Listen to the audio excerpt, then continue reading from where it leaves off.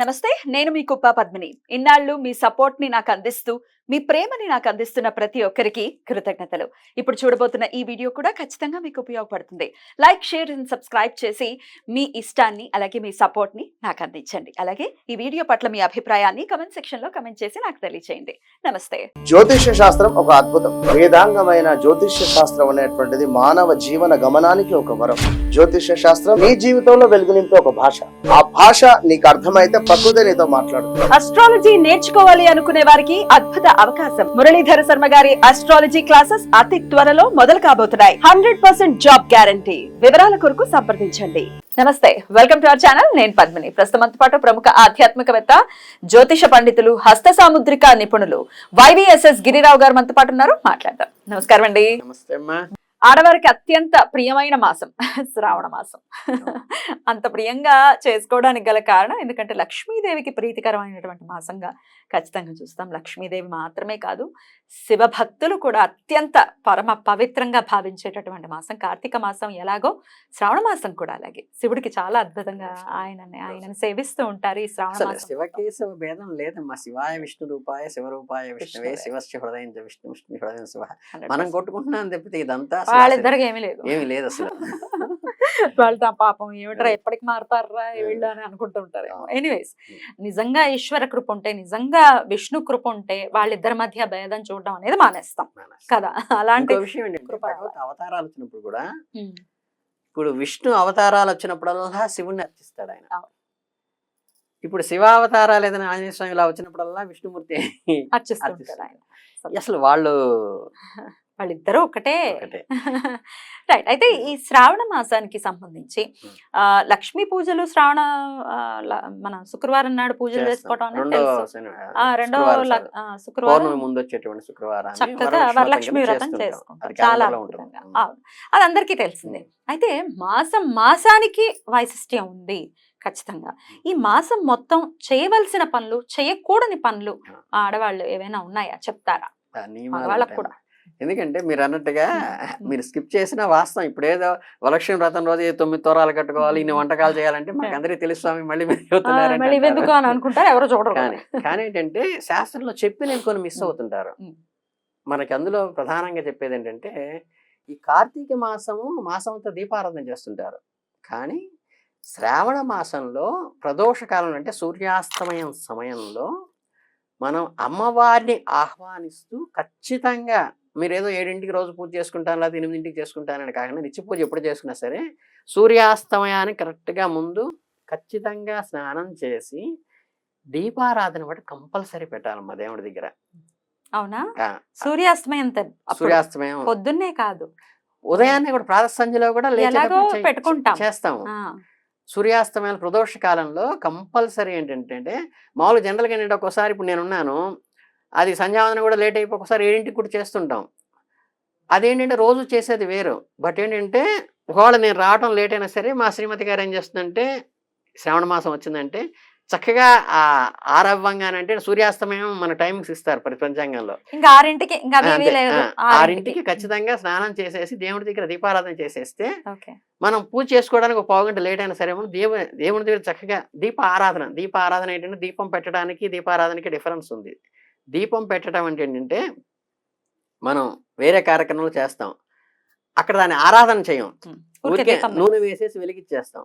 దీప ఆరాధన ఏంటంటే దీపాన్ని చక్కగా మనకి స్వామివారిని కనుక మనం వినాయకుడు పూజ, వెంకటేశ్వర పూజ చేసినప్పుడు తండ్రిలో ఎలా చేస్తాము అలా ఉట్టి నేల మీద కాకుండా కింద బంగారు ప్లేట్ కానీ, వెండి ప్లేట్ కానీ, లేకపోతే రాగి ప్లేట్ కానీ, ఇత్తడి ప్లేట్ కానీ పెట్టడం కానీ, ఏమీ లేకపోతే మన తమలపాకు ఉంటుంది, నాగవల్లి, ఈ తమలపాకు పెట్టి ఆకు మీద పసుపు కుంకుమ అక్షంతలు వేసి దాని మీద మాత్రమే పెట్టాలి తప్పితే ఉట్టి దీపం పెట్టేయకూడదు.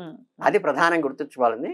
తర్వాత దీప ఆరాధన అంటే ఏంటంటే, దీపం పెట్టిన తర్వాత మళ్ళీ దానికి బొట్లు పెట్టి, దానికి పసుపు కుంకుమ వేసి, దాని మీద అక్షింతలు వేసి, దానికి పువ్వు పెట్టి దానికి నమస్కరించాలన్నమాట. అది ఆరాధన. ఇలా బొట్లు పెట్టేయకూడదు, దీపం వెలిగించిన తర్వాత బొట్లు పెట్టి ఆరాధన చేయాలన్నమాట.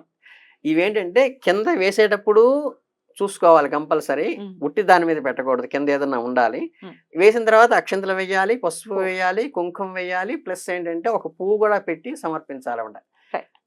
అది ఇలా ఇంకా అవును. సో ఇంకా అయితే గట్టిగా కొంతమంది ఏం చేస్తారంటే బెల్లం ముక్క కూడా నివేదనకి పెడతారు అవును దీపానికి. దీపానికి అది పెడతారు. దీప ఆరాధనకి, దీపం పెట్టడానికి దీప ఆరాధనకి డిఫరెన్స్ ఏంటంటే ఇది శుభకరమైన దానికి ఇలా చేస్తాం. ఇది శ్రావణ మాసం మొత్తం చేయాలమ్మా. చెయ్యాలి. ప్రతిరోజు కూడా ప్రదోషకాలకు చేయాలి. ఉమ్. ప్రాతకాలంలో కూడా ఉదయాన్నే సూర్యోదయానికి లేచి, అప్పుడు మనకేంటంటే ఇప్పుడున్న సిటీ కల్చర్లో మనకు కుదరదు కాబట్టి దీపారాధన వరకు చేసి చిన్న బెల్లం ముక్క నివేదన పెట్టేసి అంటే ఒక 7-8 నిమిషాలు 5 నిమిషాలు పడుతుంది. అది అయిన తర్వాత మీ పని మీరు చేసుకోవచ్చు. Right. సాయంత్రం అంటే కసక విశ్వాసం ఏమైనా చదువుకుంటాం కానీ దీపం మాత్రం పెట్టండి. దీపం మాత్రం 2 సూర్యోదయ సూర్యాస్తమయాల్లో దీపం పెట్టడం మటుకు దీపారాధన చేయటం మాత్రం మర్చిపోబాక. శుక్రవారం పూజ చేసాం, ఎలాగో పూజ చేస్తాం. చేస్తాం, కానీ ప్రతి రోజు కూడా 30 రోజులు దీపం పెట్టమంటున్నారు. ఇందులో ఒక చిన్న మీకు ఉమ్. చెప్పేది ఏంటంటే చెప్పండి. చాలా మంది అంటే నాకు కూడా వచ్చినాయి. అంటే ఏంటంటే నేను తప్పుగా మాట్లాడటం కాదు కానీ కొంచెం తెలియకుండానే ఇప్పుడు మన గంగా భాగీరథి సమానురాలనే అవుతున్నా. అంటే మనకి ఆ పెద్దవాళ్ళు ఉంటారు, ఇంట్లో అమ్మ ఉంటుంది. ఏంటి ఏం చెప్తున్నారు? అంటే కొంతమంది ఏంటంటే ఈ ఈ స్త్రీ అదే మాంగళ్యం పోయిన తర్వాత పూర్వశ్వాసన గురించి చెప్తున్నారు. పూర్వశ్వాసంలో మాంగళ్యం పోయిన తర్వాత వాళ్ళు దూరంగా పెట్టడం, నీకెందుకు పూజ, నువ్వు వచ్చావేంటి అని కోడళ్ళు విసుక్కోవటం. నేను ఇవన్నీ ఏంటంటే నేను హత్తయ్య చెప్తున్నాను. తప్పది. ఇప్పుడు ఏంటంటే వాళ్ళు ఆ ఇంటికి యజమాని. అవును. వాళ్ళు మొదటి నుంచి కూడా అవి చేసి ఆ ఇంటి సౌభాగ్యం కోసం, ఆ ఇంటి వృద్ధి కోసం, ఆ పిల్లల వృద్ధి కోసం వీళ్ళు ఆ తల్లి చేసింది.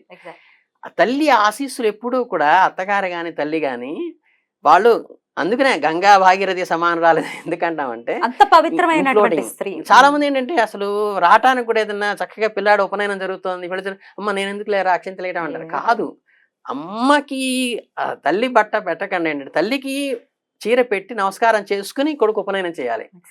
తల్లికి వెళ్ళి బట్టలు పెట్టి నమస్కారం చేసుకుని పెట్ల మీద కూర్చోవాలి అబ్బాయి గాని అమ్మాయి. అరే ఆవిడ మంచి మనసు.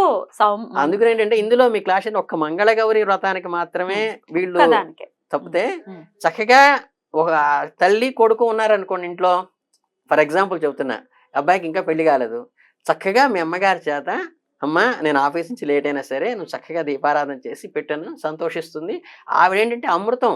తల్లి ఎప్పుడూ కూడా ఏంటంటే అసలు బిడ్డలు మిగతా ఇంకెవరైనా సరే బంధువర్గ ఆఖరికి వైఫ్ పిల్లలు కూడా పాజిటివ్ ఒకసారి నెగిటివ్ ఒకసారి వాళ్ళ అవసరాన్ని బట్టి కోరుకుంటారేమో కానీ తల్లి ఎప్పుడూ కూడా బిడ్డలకి పాజిటివే కోరుకుంటుంది తప్పితే ఎట్టి పరిస్థితుల్లో నెగిటివ్ కోరుకోదు. అందుకని ఆ అమ్మ చేత్తో దీపారాధన చేస్తే ఒకవేళ ఏంటంటే ఈ కోడలు కూతురు హడావిడిలో ఉన్నా సరే ఎవరైనా చేసుకోవచ్చు. రైట్. చేయకూడని పనులు ఏంటండి? చేయకూడని పనులు ఏంటన్నమ్మా, అది కూడా ఇప్పుడున్న మోడర్న్ కల్చర్లో ఆఫీసుల్లో కల్చర్లో మా ఆఫీసులో కూడా చూస్తుంటాము. మేము జనరల్గా మేము ప్రతి నెల ఆ 3 రోజులు విడిగా ఉంటుంటాం, పీరియడ్స్ టైంలో ఉంటాం. కానీ ఏంటంటే ఇప్పుడున్న అట్మాస్ఫియర్ అన్ని రోజులు సెలవులు ఆఫీసులో ఇవ్వరు కాబట్టి తప్పనిసరి పరిస్థితుల్లో విద్యుత్ ధర్మం కోసం కలిపేసుకుంటున్నారు. అది ఆఫీస్ వరకు ఓకే. కానీ ఏంటంటే ఇంట్లో మాత్రము మనకి ఆ నెలంతా కూడా మనకి పవిత్రమైనటువంటి వాతావరణంలో అక్కడ అన్ని చేస్తుంటాం కాబట్టి మనం అక్కడ ఇంట్లో కలుపుకోకుండా ఖచ్చితంగా ఆ ఒక్క నెలైనా సరే ఆ 3 రోజులు కాస్త విడిగా ఉండి ఒక చిన్న రూమ్లో విడిగా ఉండి ఈ బెడ్రూమ్లో మీరుంటూ ఆ బ్యాచులర్ మీరు చేసుకుంటూ ఇంట్లో కలయ తిరగకుండా ఉండి చక్కగా ఎవరి చేతైనా కనుక దేవుడి దగ్గర అవన్నీ చేయిస్తూ చక్కగా వీలైతే ఇంకా గట్టిగా మాట్లాడితే ఆ 3 రోజులు వంట కూడా ఏంటంటే స్వామివారికి మనం అంతా అక్కడ నివేదన పెట్టాల్సిన అవసరం ఉంటుంది కాబట్టి మీరు వంటగదిలోకి పూజ గదిలోకి వెళ్ళకుండా 3 రోజులు కనుక ఓపికగా దానివల్ల మీ వారికి వంట వస్తుంది, మీ పిల్లలకి ప్రయోజకులకి వంట వస్తుంది. జీవితాలు మారాలి, మారట్లేదండి అంటే ఒక్కసారైనా మనం ట్రై చేయాలి. పాత్ కనుక్కోవాలి. శ్రావణ మాసంలో మాత్రం కలుపుకోకూడదు. ఇంకా ఏ మాసంలో పోనీ కార్తీక మాసం కానీ శ్రావణ మాసం కానీ కష్టమైన మాసాలు ఏంటంటే ఆ మాసం మొత్తం ఉంటుంది, ఆ ఒక్క రోజు కాదు, ఇది ఆ మాసం మొత్తం ఉంటుంది కాబట్టి ఇది కంపల్సరీ కూడా ఒక్క నెల చేద్దాం, ఖచ్చితంగా పాటించాలమ్మా. పాటిస్తే ఇప్పుడు ఏంటంటే మనకి డాక్టర్ దగ్గరికి వెళ్ళినప్పుడు మందు వేయటం అనేది సెకండరీ, డయాగ్నోస్ ఎక్కడి నుంచి వచ్చింది మూలం ఏంటో కనుక్కోవాలి, మూలాన్ని తీయాలి.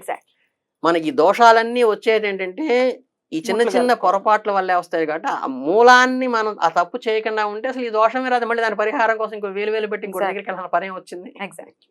మీరు ఇంకా చెప్పాలంటే ఏంటంటే మనకి ఈ కొన్ని పర్వదినాల్లో కానీ పుణ్యరాశుల్లో కానీ లేకపోతే పుణ్యక్షేత్రాల్లో కానీ మీకు అంతకుముందు ఎపిసోడ్లో కూడా చెప్పుంటాను, అక్కడికి వెళ్ళి పూజ చేస్తే, అర్చన చేస్తే, మంచి చేస్తే ఎంత ఫలితం వస్తుందో, అక్కడికి వెళ్ళి చెడు ఆలోచనలు నిన్న పుణ్యక్షేత్రానికి వెళ్ళి పుణ్యనదుల్లోకి వెళ్ళి చెడు పనులు చేసినా, అక్కడికి వెళ్ళి ఏంటంటే చేస్తే ఎలా వస్తుందో, ఈ పర్వదినాలు అంటారు చూసారా, ఈ శ్రావణ మాసం కానీ కార్తీక, ఈ పర్వదినాలు ఏంటంటే మనం మంచి చేస్తే ఎంత మల్టిప్లై వస్తుందో, అల్టిమేట్గా చెడు చేసినా కానీ అంతే మల్టిప్లై వస్తుంది. అవును.